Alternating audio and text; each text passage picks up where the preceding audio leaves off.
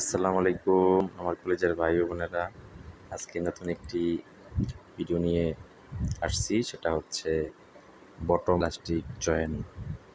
এটা padded Brar bottom elastic join.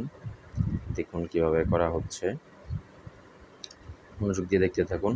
Zigzag মেশিনে join করা হইতেছে, জয়েন করার পরে আবার জিগজ্যাগ মেশিনে টপ স্টিচ করা হবে।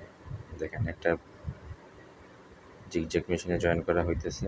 দেখেন, সেন্টার ফ্রন্ট কাডেল পার্ট এবং ব্যাক উইং পার্ট একসাথে এলাস্টিক জয়েন করা হইতেছে। এটা জয়েন করার পরে আবার জিগজ্যাগ মেশিন দিয়া 3 স্টেপ টপ স্টিচ হবে। ভিডিওটি যদি ভালো লেগে থাকে তাহলে লাইক, কমেন্টস এবং ইউটিউবে সার্চ করে সাবস্ক্রাইব করবেন।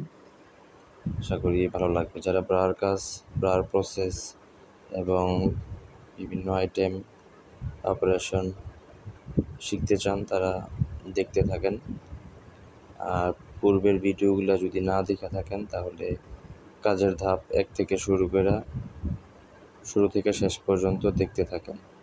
আশা করি অনেক কিছু শিখতে এবং জানতে পারবেন।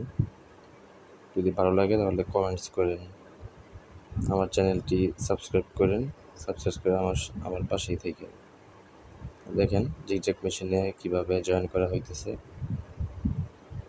এটা 14 mm এলাস্টিক, এটা জয়েন করে টপ স্টিচ করতে হয়। আর যেটা 12 mm এলাস্টিক আছে সেটা শুধু ডাইরেক্ট জয়েন করা যায়। দেখেন, একটার পর একটা জয়েন করা হইতেছে। দেখেন, পিঠের নিচে দিয়া এলাস্টিক জয়েন করা হইতেছে।